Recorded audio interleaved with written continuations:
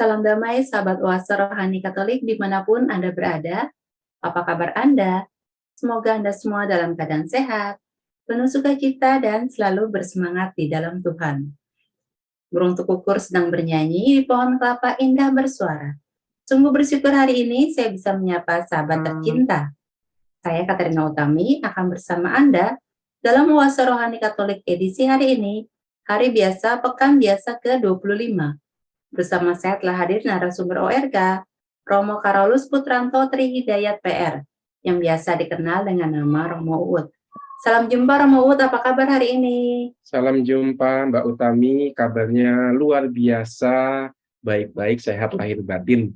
Semoga semuanya juga diberkati Tuhan ya hari ini, khususnya para sahabat oase rohani Katolik. Ya, terima kasih Romo atas kesediaannya untuk hadir mengisi acara oase rohani Katolik. Sahabat oase rohani Katolik yang terkasih, mari kita awali acara hari ini dengan doa pembukaan. Silakan Romo Uut. Mari kita masuki saat hening, kita bersatu dalam hati dan budi menghadap kehadiran Ilahi. Dalam nama Bapa dan Putra dan Roh Kudus. Amin. Allah Bapa pencipta dan pemelihara hidup, syukur untuk kesempatan ini kami Kau panggil masuk ke dalam hadirat-Mu yang penuh kasih dan kuasa mengubah kami dengan firman yang dulu menciptakan semesta. Ciptakanlah kami kembali menjadi makhluk-makhluk yang baru, yang dipenuhi oleh kehendak-Mu, yang dipenuhi oleh kasih-Mu, agar kami memperjuangkan apa yang baik, apa yang membawa kebahagiaan, dan bukan kesia-siaan dalam hidup kami. Bunda Maria, teladan pendengar dan pelaku firman, doakanlah kami anak-anak-Mu. Dalam nama Bapa dan Putra dan Roh Kudus. Amin. Amin. Sahabat oase rohani Katolik yang terkasih, bacaan liturgi hari ini bacaan pertama dari kitab Pengkhotbah bab 1 ayat 2 sampai dengan ayat yang ke-11. Kesia-siaan belaka, kata pengkhotbah, kesia-siaan belaka, segala sesuatu adalah sia-sia. Apakah gunanya manusia berusaha dengan jerih payah di bawah matahari? Keturunan yang satu pergi dan keturunan yang lain datang, tetapi bumi tetap ada. Matahari terbit, matahari terbenam, lalu terburu-buru menuju tempat ia terbit kembali.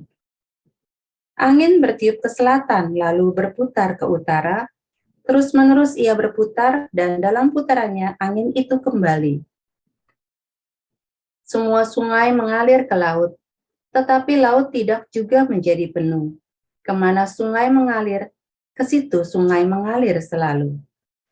Segala sesuatu menjemukan sehingga tak terkatakan oleh manusia. Mata tidak bosan-bosan melihat, telinga tidak puas-puas mendengar. Apa yang pernah ada akan ada lagi, dan yang pernah dibuat akan dibuat lagi. Tiada sesuatu yang baru di bawah matahari. Adakah sesuatu yang dapat dikatakan, lihatlah, ini baru? Tetapi sebenarnya hal itu dahulu sudah ada lama sebelum kita. Kenangan-kenangan dari masa lampau tidak ada, dan dari masa depan yang masih akan datang pun tidak akan ada kenang-kenangan pada mereka yang hidup sesudahnya. Demikianlah sabda Tuhan. Syukur kepada Allah. Marilah kita tanggapi dengan mazmur tanggapan refren. Tuhan, Engkaulah tempat perteduhan kami turun-temurun. Tuhan, Engkaulah tempat perteduhan kami turun-temurun. Tuhan, Engkau mengembalikan manusia kepada debu. Hanya dengan berkata, kembalilah hai anak-anak manusia, sebab di matamu 1000 tahun sama seperti hari kemarin, atau seperti satu giliran jaga di waktu malam. Tuhan, Engkaulah tempat perteduhan kami turun-temurun. Engkau menghanyutkan manusia seperti orang mimpi, seperti rumput yang bertumbuh. Di waktu pagi tumbuh dan berkembang, di waktu petang lisut dan layu. Tuhan, Engkaulah tempat perteduhan kami turun-temurun. Ajarlah kami menghitung hari-hari kami, hingga kami beroleh hati yang bijaksana. Kembalilah ya Tuhan, berapa lama lagi? Dan sayangilah hamba-hamba-Mu. Tuhan, Engkaulah tempat perteduhan kami turun-temurun. Kenyangkanlah kami di waktu pagi dengan kasih setiamu, supaya kami bersorak-sorai dan bersukacita sepanjang hayat. Kiranya kemurahan Tuhan melimpah atas kami. Teguhkanlah perbuatan tangan kami. Ya, perbuatan tangan kami, teguhkanlah. Tuhan, Engkaulah tempat perteduhan kami turun-temurun. Sahabat Wasa Rohani Katolik yang terkasih, kita siapkan hati dan pikiran kita, karena kita akan masuk dalam bacaan Injil. Tuhan bersamamu, Dan bersama rohmu, inilah Injil suci menurut Lukas. dimuliakanlah Tuhan. Ketika Herodes, raja wilayah Galilea, mendengar segala yang terjadi, ia merasa cemas, sebab ada orang yang mengatakan bahwa Yohanes telah bangkit dari antara orang mati. Ada lagi yang mengatakan bahwa Elia telah muncul kembali. Dan ada pula yang mengatakan bahwa seorang dari nabi-nabi zaman dahulu telah bangkit. Tetapi Herodes berkata, Yohanes telah kupenggal kepalanya. Siapa gerangan dia ini yang kabarnya melakukan hal-hal besar itu? Lalu ia berusaha supaya dapat bertemu dengan Yesus. Demikianlah sabda Tuhan. Terpujilah Kristus. Sahabat Wasa Rohani Katolik yang terkasih, setelah kita mendengarkan bacaan liturgi pada hari ini, kita akan masuk dalam permenungan sesi yang pertama. Romo Uut dalam sesi yang pertama ini, Romo, dari kitab Pengkhotbah, dari ayat yang pertama aja ini sungguh sangat menarik kata-katanya ya, Romo. Kesia-siaan belaka, kata Pengkhotbah, kesia-siaan belaka. Nah ini dua kali ini ayat kata-kata ini diulang-ulang nih, Romo. Iya, ini menarik ini karena untuk orang untuk orang yang mengikat batinnya pada hal-hal duniawi, ya, untuk orang yang mengejar harta duniawi, kesenangan duniawi, popularitas dari dunia, akhirnya ujung-ujungnya sia-sia. Nah, itu bagi mereka. Maka ada satu lagu yang bagus yang dalam satu film judul tentang tentang seorang santo yang melindungi kota Roma. Ketika hidup dia di film itu diceritakan menyanyikan lagu dari kitab Pengkhotbah ini, semuanya sia-sia. Itu dalam bahasa Itali diungkapkan vanita, bukan wanita tapi wanita. Sia-sia, semua adalah sia-sia. Nah, itu. Maka untuk orang yang hanya mengandalkan gemerlap dunia, untuk orang yang hanya mencari kesuksesan dunia, untuk orang yang mencari kesenangan dan bukan kebahagiaan, tidak ada sesuatu yang punya makna, tidak ada sesuatu yang bertahan lama. Ini hebatnya bedanya kita. Apa tuh, Romo? Bedanya. Bukan kebahagiaan. Kesenangan itu bukan kebahagiaan. Kesenangan itu punya syarat. Ya. Aku senang kalau, ya kan? Aku senang kalau didengarkan. Aku senang kalau jadi direktur. Aku senang kalau saldo di rekeningku nambah, ya, bukan berkurang, ya. Aku senang kalau, dan seterusnya. Senang itu selalu ada syaratnya. Sementara yang namanya kebahagiaan itu tidak perlu syarat. Kebahagiaan itu seperti suasana yang muncul ketika kita memperjuangkan yang baik. Apa itu yang baik? Yang baik yang sesuai dengan tujuan kita diciptakan. Apa tujuan kita diciptakan? Memuliakan Allah. Dan dalam tradisi Yahudi, memuliakan Allah tidak bisa lepas dari mencintai sesama, khususnya yang lemah. Maka kalau kita lihat 10 perintah Allah, itu kan 3 perintah pertama kan terkait dengan memuliakan Allah, ya. Jangan menyembah berhala, jangan menyebut nama Allah dengan tidak hormat, ya. Hormatilah waktu untuk memuliakan Allah. Lalu perintah berikutnya kan perhatian pada sesama. Nah, maka kita bahagia ketika hidup kita itu sesuai dengan tujuan kita diciptakan, yaitu memuliakan Allah, dan konkretnya adalah dengan memperhatikan sesama yang menderita. Itu bukan syarat, ya. Itu tujuan hidup kita, itu yang harus kita kejar. Itu seperti saya kalau mau ke Gramedia di Matraman, ya kan? Saya bisa beli buku kalau ke Gramedia. Maka saya bisa beli buku. Demikian juga kebahagiaan itu identik dengan tujuan hidup kita, tujuan kita diciptakan. Kesenangan tidak. Kesenangan itu tidak ada hubungannya dengan tujuan hidup. Kesenangan itu ada hubungannya sama perasaan. Maka begitu perasaan senang itu selesai, dia akan cari kesenangan lain. Nah, itu. Jadi kesenangan itu, nah ini saya berulang-ulang mengatakan ini, mungkin banyak sahabat Oasolone Katolik yang mau pakai itu lagi, tapi nggak apa-apa karena saya suka. Kesenangan itu seperti orang menggaruk luka. Ya. Kalau kita punya luka di badan kan enak ya digaruk karena gatal gitu kan. Tapi semakin digaruk semakin gede lukanya. Demikian juga kesenangannya. Semakin kita cari kesenangan, semakin kita nggak akan pernah puas. Kesenangan karena terikat sama perasaan, kalau sudah selesai masa senangnya akan surut, lalu akan cari kesenangan lainnya. Begitu, tiada henti, maka masuk ke lingkaran setan. Sementara yang namanya kebahagiaan, itu tidak ada kaitannya sama perasaan. Kebahagiaan itu kaitannya lebih dalam, yaitu kayak semacam dalam tanda kutip, program hidup dalam batin kita. Seperti halnya komputer ya, kalau komputer itu sesuai dengan operating sistemnya, semuanya kan berjalan lancar ya. Demikian juga kita akan mengalami kebahagiaan kalau kita berjuang mencapai maksud kita diciptakan. Kalau kita punya komitmen dan konsisten dengan tujuan kita diletakkan di dunia ini.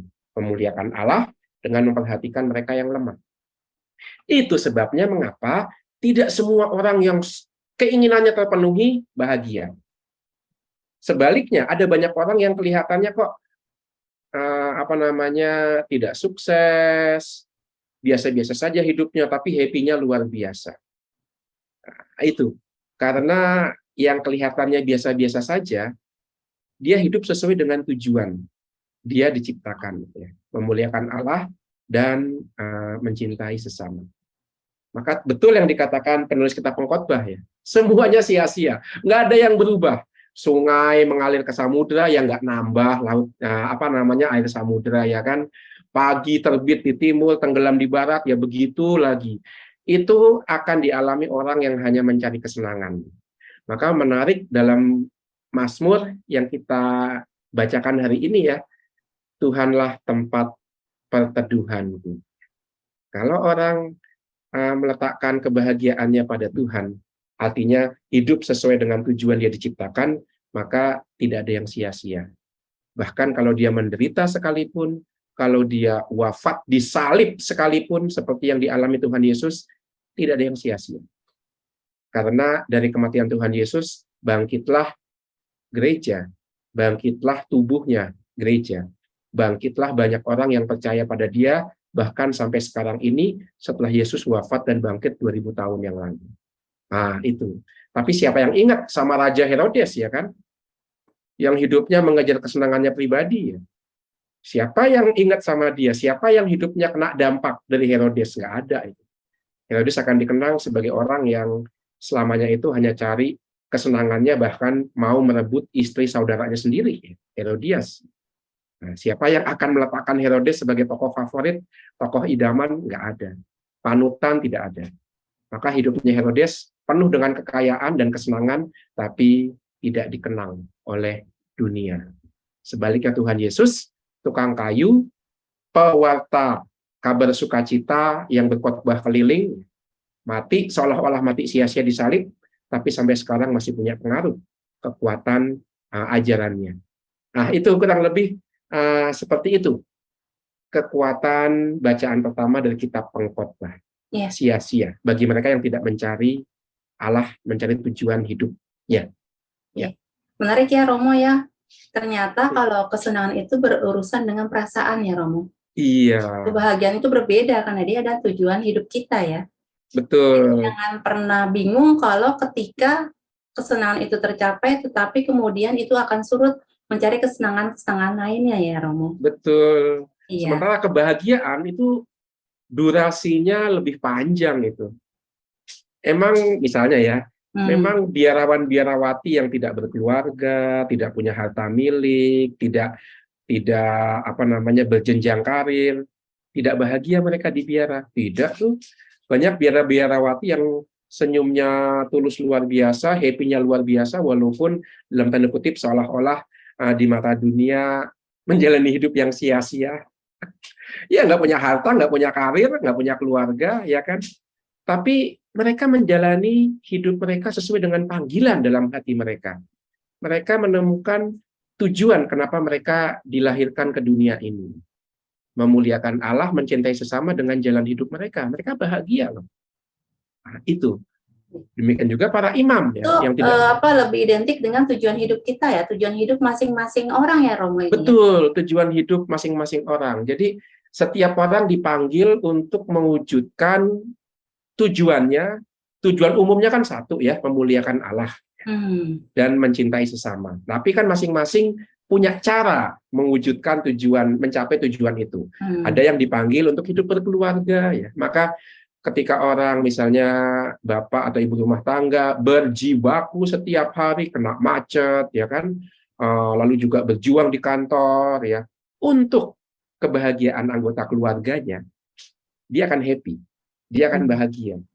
Dan ketika seorang imam misalnya berjibaku merenungkan kitab suci untuk menyampaikan homili yang kena kepada umatnya, atau memberi kesaksian yang memberi inspirasi kepada umatnya dengan hidup taat, hidup setia, ya, selibat dan sederhana, itu seorang imam yang bahagia itu. Jadi ketika orang berjuang untuk mewujudkan tujuan dia diciptakan dan caranya itu berbeda-beda, nah dia akan bahagia. Tidak ada hubungannya sama perasaan. Kalau perasaan hubungannya sama kesenangan. Nah itu. Karena seperti yang tadi Mbak Utami juga katakan, ketika rasa senang itu hilang, dia akan cari rasa senang yang baru. Begitu terus. Jadi lingkaran setan, jadi kesia-siaan seperti kita pengkhotbah. Ya, begitu.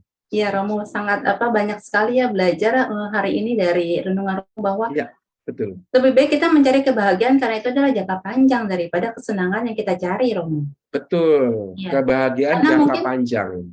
Mungkin selama ini kita hanya mencari kesenangan, bukan kebahagiaan yang kita cari ya, Romo. Betul, kita hanya terikat pada kesenangan, tapi masalahnya sekarang, orang zaman sekarang itu senang sama yang jangka pendek. Senang sama yang jangka pendek dan tidak mendalam. Gara-gara pengaruh media sosial. Coba kalau kita lihat, amati konten-konten mana yang paling menarik dalam media sosial. Itu kan yang satu secara visual menyenangkan, dua cepat, dalam jangka waktu cepat. Dan itu orang tidak terasa ganti-ganti konten selama 2 jam.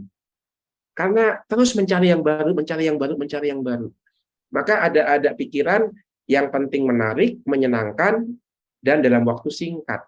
Nah, itu bahayanya seperti itu.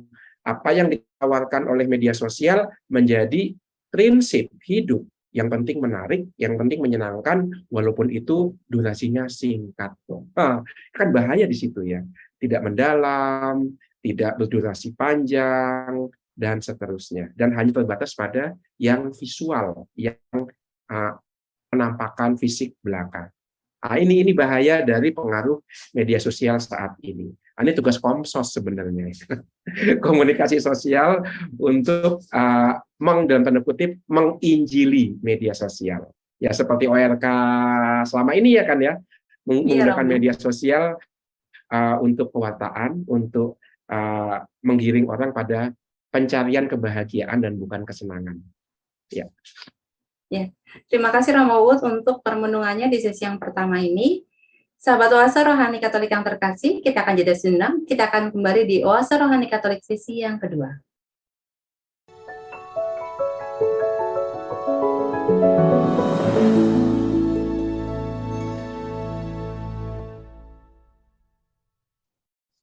Sahabat Oase Rohani Katolik yang terkasih, terima kasih Anda masih bersama dengan kami. Oase Rohani Katolik sesi yang kedua. Masih bersama dengan Romo Carolus Putranto Trihidayat dan saya Katrina Utami. Bagi Anda yang ingin mengirimkan saran atau Anda ingin sharing iman, Anda dapat langsung menghubungi alamat email kami orkkaj2021@gmail.com atau langsung ke nomor telepon kami 0881 0251 334 38. Sekarang mari kita lanjutkan permenungan kita di sesi yang kedua ini. Silakan dilanjut Romo Uut. Iya, terima kasih. Ya, kita masuk ke sesi yang kedua, kita membahas Injil ya. Ya. Jadi di sesi yang pertama kita membahas antara rasa senang dan kebahagiaan. Dalam Injil, rasa senang dan kebahagiaan itu diwakili oleh pribadi-pribadi. Herodes Agripa, anak dari Herodes Agung, itu bisa mewakili rasa senang. Sementara Yohanes Pembaptis dan Yesus Kristus itu pribadi yang mewakili kebahagiaan. Maka menarik ya, relasi bacaan pertama dan bacaan kedua. Kenapa Herodes Agripa bisa kita katakan mewakili rasa senang? Ya karena dia hidupnya dikendalikan oleh pencarian rasa senang itu. Kita ingat kisah Herodes Agripa yang merayakan ulang tahunnya. Ketika dia ulang tahun, dia mengadakan pesta besar tuh, cari kesenangan jasmani. Pesta besar, mengundang raja-raja di bawahnya, mengundang sahabat-sahabat politiknya, ya kan? Dan juga mau populer, karena apa? Karena bisa merebut istri saudaranya, yaitu Herodias. Bahwa Herodes itu juga mewakili pencarian rasa senang muncul ketika dia senang begitu saja, tanpa memperhatikan etika, tanpa memperhatikan prinsip-prinsip moral, ketika anak angkatnya itu menari di depan dia dan menyenangkan hati dia. Lihat, menyenangkan hati dia kan.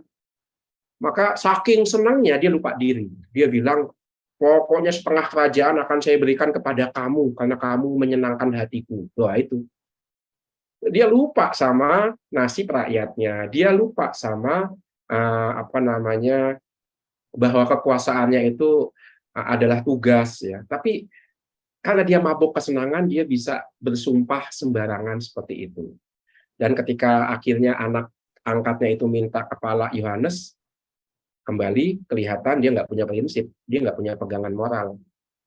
Karena takut dan malu di depan tamu undangan, dia luluskan keinginan memenggal kepala Yohanes. Lihat, karena takut.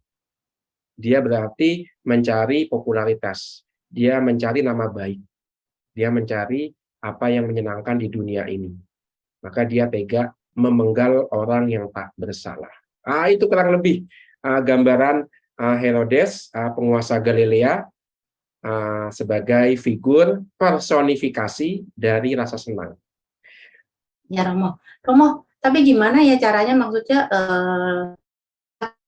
sama nih Romo, mencari kebanyakan adalah rasa senang, bukan perasaan kebahagiaan itu Romo. Bagaimana caranya supaya kita nih sebagai umat, juga sahabat oase rohani Katolik di rumah yang mendengarkan itu, bisa mencari kebahagiaan dan bukan hanya mengejar kesenangan semata, Romo? Iya, ini pertanyaan yang bagus. Karena apa? Karena kesenangan itu mengikuti perasaan. Perasaan itu adalah buah dari pikiran. Jadi perasaan adalah buah dari pikiran yang berjumpa dengan badan kita. Jadi ada pikiran, ada badan, bergabung jadi perasaan. Karena kita makhluk yang berpikir dan berbadan, maka perasaan nggak bisa dihilangkan. Maka langkah pertama adalah menyadari ini, bahwa kita cenderung mencari rasa senang. Itu mesti diakui dulu. Mesti mengaku dulu ya itu Romo ya, harus diakui ya? Iya, harus diakui dulu. Kita cenderung, kalau boleh ditanya secara spontan, jawaban kita tentu rasa senang yang dicari. Itu harus kita akui. Dengan segala kerendahan hati, kita belum menjadi orang suci. Kita belum menjadi orang kudus seperti para santo-santa. Yang mereka pun harus berjuang untuk bebas dari ikatan rasa senang. Jadi ini berjuang nih ya Romo ya? Iya, itu berjuang itu. Karena kalau spontan, kita jujur akan mencari rasa senang, karena rasa senang terikat sama kejasmanian kita, sama badan kita. Dan itulah hakikat manusia, makhluk yang punya badan dan punya roh. Maka rasa senang terikat dengan jasmani, dengan badan kita. Maka langkah awal adalah mengakui bahwa kalau spontan, kita cenderung cari rasa senang. Ini langkah awal. Langkah berikutnya adalah kalau kita sudah berani mengakui kita cenderung cari rasa senangnya saja, maka langkah kedua, ya ini, kita mohon bantuan. Tuhan, bantulah aku agar tidak mencari kesenangan semata.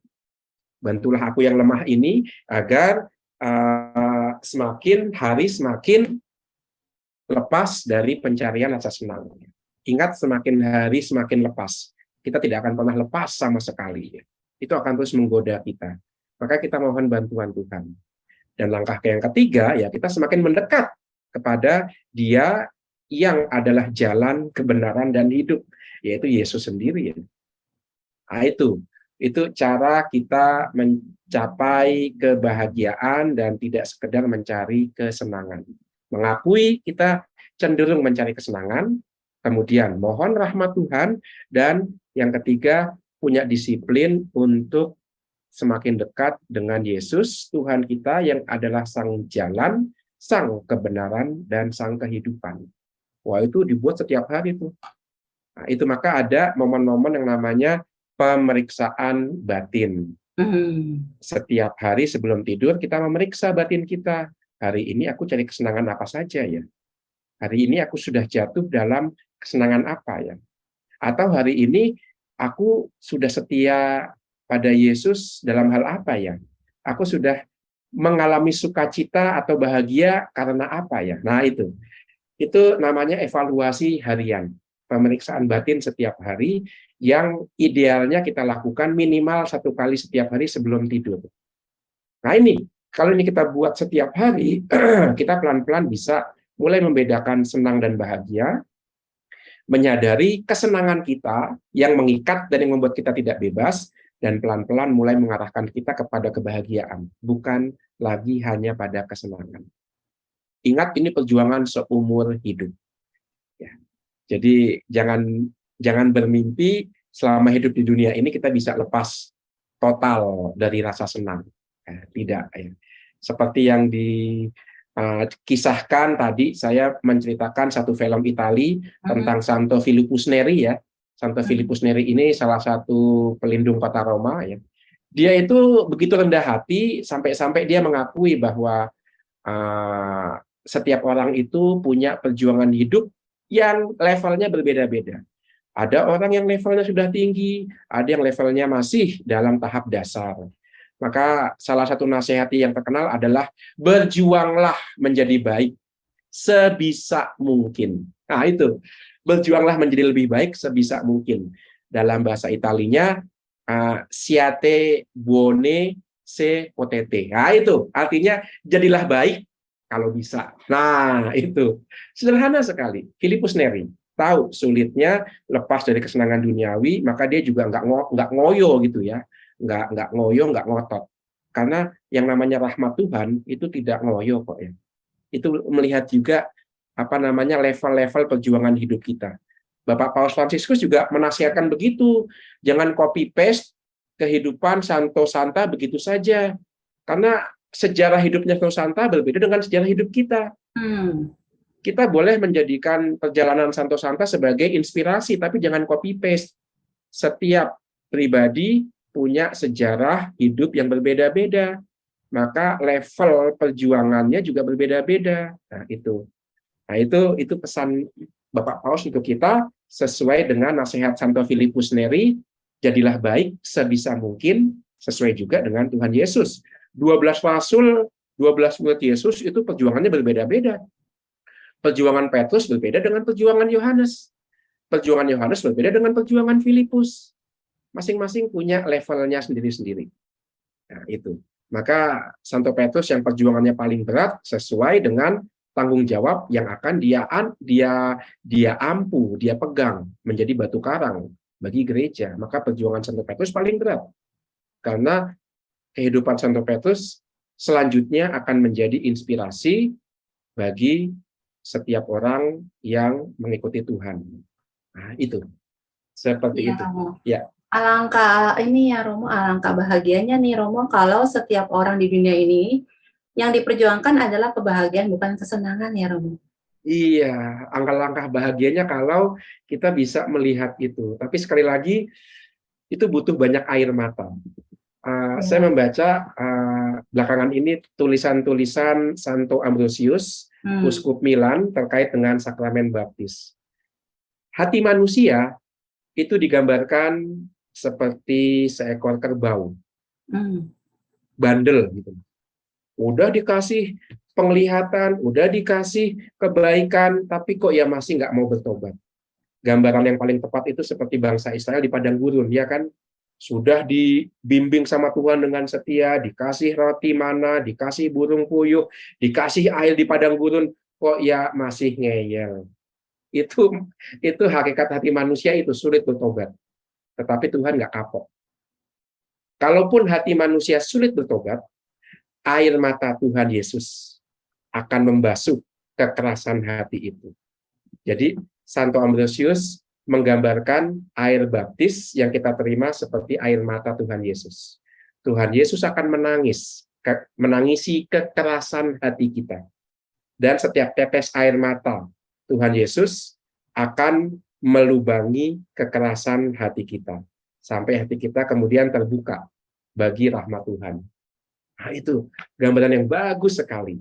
Bahwa yang membuat kita bertobat, berpaling dari kesenangan ke kebahagiaan, bukan semata-mata perjuangan hidup kita, tetapi semua berawal dari rahmat. Santo Ambrosius menggambarkannya tetesan air mata Tuhan Yesus yang melubangi kekerasan hati kita.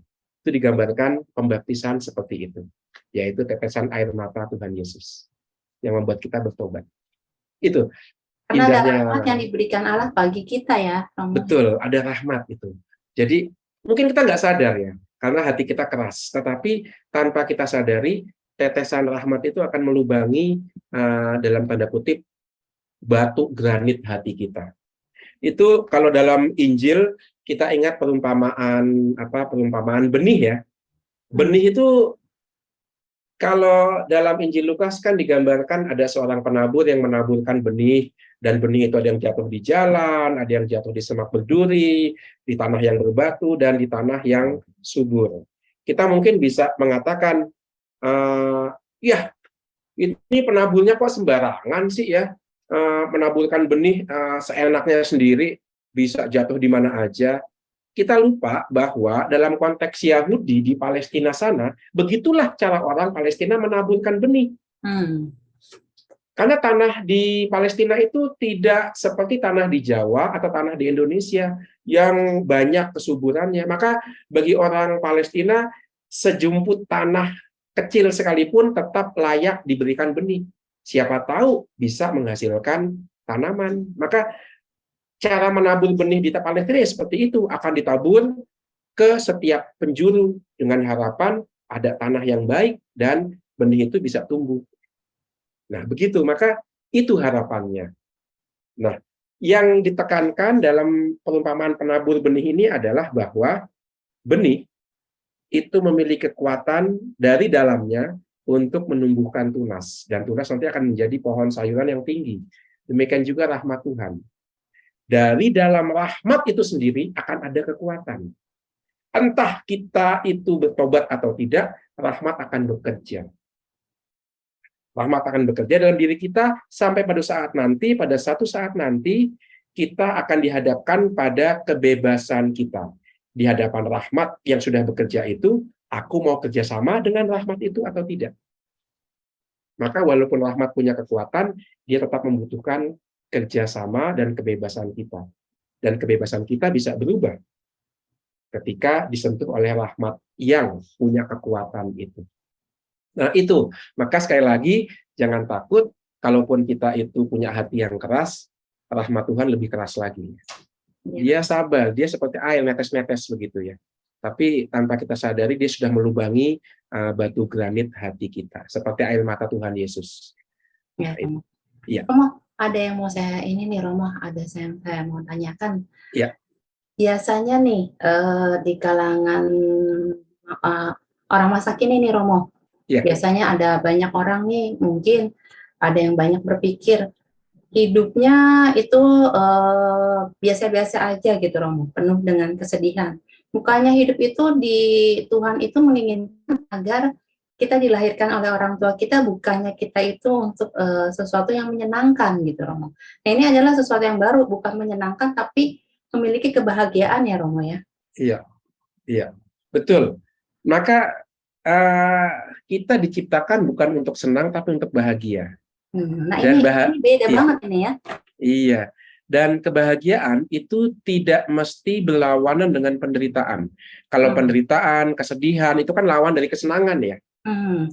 Dalam kesedihan seseorang, dalam penderitaan seseorang tetap ada kebahagiaan. Contohnya, memang kalau ibu-ibu sedang mengandung putra atau putrinya, dia tidak bahagia. Kan dia sakit. Kan dia menanggung banyak beban karena mengandung anak. Ada penderitaan di situ, ada kesakitan, tapi tidak menghilangkan kebahagiaan bahwa ada kehidupan yang sedang dititipkan Allah dalam dirinya. Demikian juga ketika dia melahirkan, itu sakit luar biasa. Tapi sakit itu tidak berlawanan dengan sukacita ketika melihat ada pribadi baru yang Tuhan hadirkan melalui diri si ibu ini.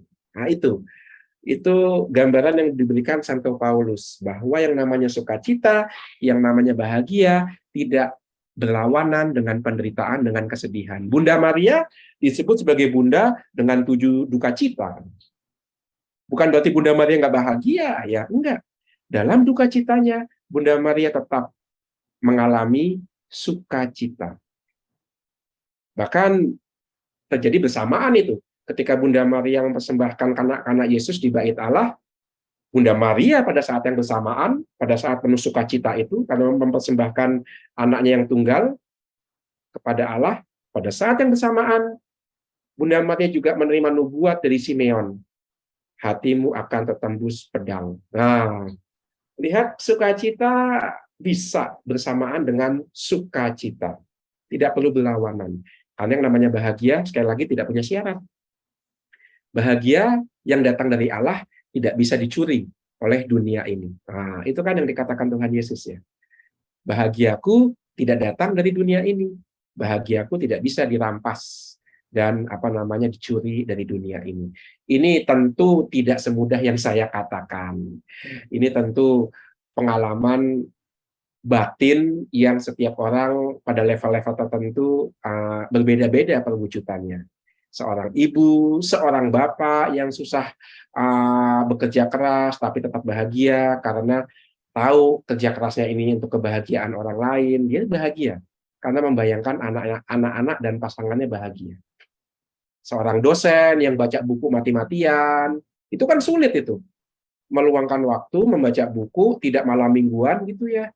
Tidak hangout sama teman-teman, tapi sendirian di kamar, menyiapkan bahan pengajaran, itu kan penderitaan. Tapi membayangkan siswa-siswinya akan mendapatkan pencerahan dan sukacita karena dapat wawasan baru, nah itu menerbitkan sukacita. Bukan kesenangan, tapi sukacita. Karena dia tahu tujuan dari apa yang sedang dia buat. Ya. Itu, kita dilahirkan untuk bahagia, bukan untuk senang. Ya, Romo.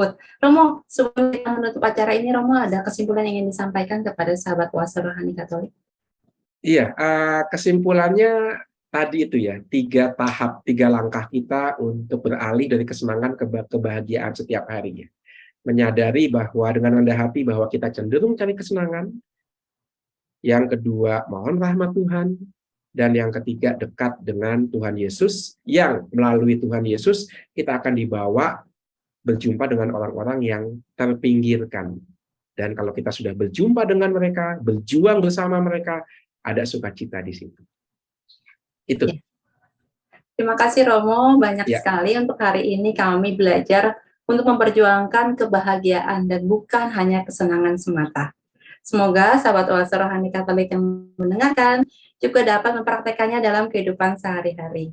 Baiklah, sahabat Oase Rohani Katolik yang terkasih, kita akan tutup acara hari ini dengan berkat dan doa penutup dari Romo Uut. Silakan Romo. Mari kita masuki saat teduh, kita satukan hati dan budi kita menghadap kehadiran yang ilahi. Dalam nama Bapa dan Putra dan Roh Kudus. Amin. Amin. Syukur ya Allah atas firman-Mu yang Kau curahkan dalam kesempatan ini. Sekali lagi ya Tuhan, kami mohon rahmat-Mu agar kami dapat beralih dari Herodes kepada Yohanes Pembaptis dan kepada Yesus, dari mencari kesenangan menjadi pencarian akan sukacita dan kebahagiaan yang datang dari-Mu. Bantulah kami melewati masa-masa sulit agar dapat mengalami sukacita karena memperjuangkan yang baik, yang sesuai dengan kehendak-Mu. Demi Yesus Putramu, Tuhan dan sahabat kami, kini dan sepanjang segala masa. Amin. Tuhan bersamamu. Dan bersama rohmu, Semoga kita semua, keluarga kita, dan setiap karya baik yang Tuhan percayakan, senantiasa mendapatkan pelindungan, bimbingan, dan berkat dari Allah yang Maha Kuasa, Bapa dan Putra dan Roh Kudus. Amin. sahabat oase rohani Katolik yang terkasih, demikianlah acara kita pada hari ini. Semoga apa yang telah disampaikan oleh Romo Uut dapat menambah semangat iman kita untuk memperjuangkan kebahagiaan. Akhir kata, kami berdua, Romo Carolus Putranto Trihidayat dan saya Katarina Utami, pamit undur diri, sampai jumpa pada edisi Oase Rohani Katolik berikutnya.